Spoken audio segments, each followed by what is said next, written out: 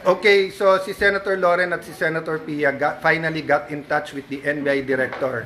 So they're here, they're here in the room. We have to turn off the lights dahil may putukan na nangyayari. Si Senator Pia and si Senator Loren called the NBI director.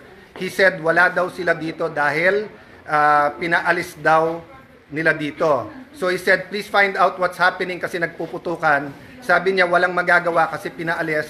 And then he started saying, wag kami magtaas ng boses. What will you do, Director, kung may putukan na at lahat ng staff mo at yung mga usaan mo naka-vest na lahat and hindi malaman mangyayari? What would you do? Hindi ba dapat ang sagot mo, ma'am, sir, I'll go there, I'll make sure you'll help? That's what I was expecting him to say. When Senator Loren was talking to him very calmly, I said, what are you gonna do about this? Pinuputukan kami dito. Tapos sabi niya, hindi kami makalapit, pinalis nyo kami dyan. Sabi ko, well then do your job, make us safe, this is not good. Ma'am, wag mo ako sigawan. Yun lang ang masasabi mo sa akin. Pinuputukan kami, sasabihin mo sa akin, wag kitang sigawan. Sumisigaw ako dahil mataas ang emotion. So, I'll give everyone context. 4 senators got tips 30 minutes ago while we were talking na umalis na dito kasi may mangyayari. So, yung isa kapwa senador, yung iba kung sino-sino nagsabi. So, the emotions are high here because bakit kami paalisin? We're waiting for the articles of impeachment and we're having a meeting. Nasabi lang dadating na. So, again, no? Kung sino nakikinig from the government, this is the Senate of the Philippines. We are allegedly under attack. The Sergeant of Arms has confirmed na may putukan na dito. So please, kung sinong nanonood, sinong nakikinig, we expect yung tawagan namin would understand the emotions here and will say we'll do something about it. No? So the rest, mga nasa Senate, turn off the lights, stay low. Kung may active shooters, follow the protocols. To update po to update. I'm sorry I have to update you this way. Hindi po ako makalabas sa media. Because the report so far is that there were agents na sumabay sa media and claiming to be media. So there are now more than 200 sa labas, naka-barricade yung ibang doors. But I will use this medium. Sergeant at Arms, PNP, Marines, dadating si Sec Remulla, please escort them, please allow them in. Dadating po si Sec Remulla ng DILG with one of the PNP, it is not them attacking us. Allow them in, isa-secure daw ang building at tayo. But I just want everyone to know, ito pong grupo na nandito, we're not going to leave each other, we're not going to leave Senator Bato. May agreement na, we're still looking at the Supreme Court decision, but his legal remedies have not been exhausted. Sabi ng Supreme Court, binibigyan ng 3 days to comment. So we are relying on the law, relying on the Constitution, we are relying on the word of the NBI na hindi papasukin ang Senate na walang coordination. But again, nagkaputukan na po dito. We cannot let this pass. So, Osaa, I'm trying to call you. Papasukin nyo po si Secretary Remulla. He's here to help. Ano si Bato? Nananawagan po kami sa lahat po ng ating nakikinig ngayon. I'm in the Senate with the other senators.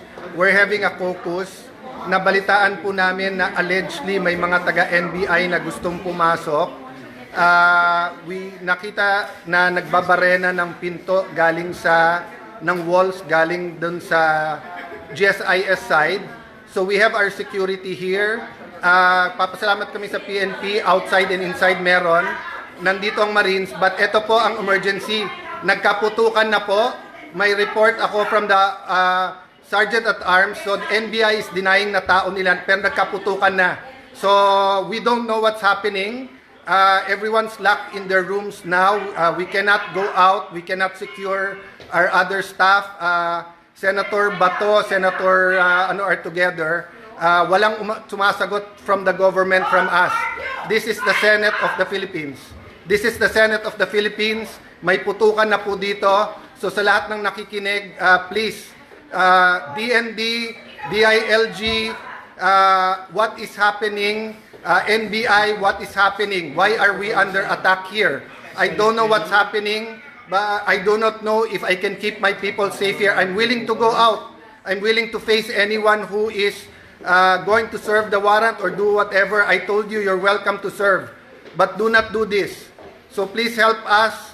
Please let us know what is happening here. I will repeat po, kinonfirm ng ating Sergeant at Arms na nagkaputukan na po.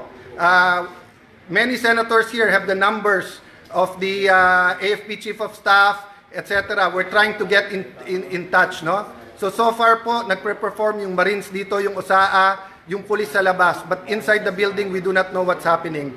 I'm sorry I have to do it this way. Hindi po namin malaman kung ano nangyayari. So, I'm relying on your prayers po, and I'm relying kung may nakikinig from the government here, what is happening po dito sa Senado. We have received the article of impeachment po. It is here. We are having a caucus how we will address that. So why is this happening at bakit may putukan nga dito? Please, someone respond, call us, let us know what's happening. Good evening everyone. First and foremost, salamat sa Diyos, salamat sa prayers nyo. So far, everyone is safe. So far, walang balita po na anyone got hurt from the gunshot. So let me update you. First of all, kalma muna lahat. Kanina po, I was forced to manawagan through the Facebook because there's no other means of communication. Even now, I want to be in front of the Senate media, pero sinesecure pa yung ibang areas and I think they're downstairs. So, Secretary Remulla of SILG, of the DILG is here. General Aberin of the NCRPO are here. Secretary Teodoro called us and President Marcos called us, assuring us it wasn't government and kinakamusta kung ano takbo ng mga kung kamusta, kung nandito na si Sec John Vic and to make sure the investigation is independent. So I'm just talking to everyone to tell you, one, thank you sa inyong prayers. Two, we're here. Most of the majority senators are here. Senator Bato, dun sa nagtanong, Julbert Urbista, si Sen Bato is secured, he's okay. Aakyatin namin ni Sec Remulla, hindi siya arestuhin. Ngayon, they will respect the Supreme Court's decision of giving 3 days each na mag-comment, no? So, anyone who has information of what happened, anyone na nakakita dun sa mga nag-attempt pumasok at yung mga bumaril pabalik dito, please send us that information. Napaka-importante that the truth comes out and napaka-importante we don't jump into conclusions. I told you, everyone, dumating yung articles of impeachment. We don't want any speculation that this has any connection with anything, whether it's the Senate majority, whether it's the articles of impeachment, politics, personal dito, but this is the first time na nakaramdam ng ganito ang Senado, no? So we will report back through the media when we have time, but we're okay po. So sa lahat po na nagtatanong, no? But we will start the investigation. We will let people leave when we're sure they're not suspects and when everyone's safe. But right now po, akyatin muna ng Senator Bato to make sure he's okay.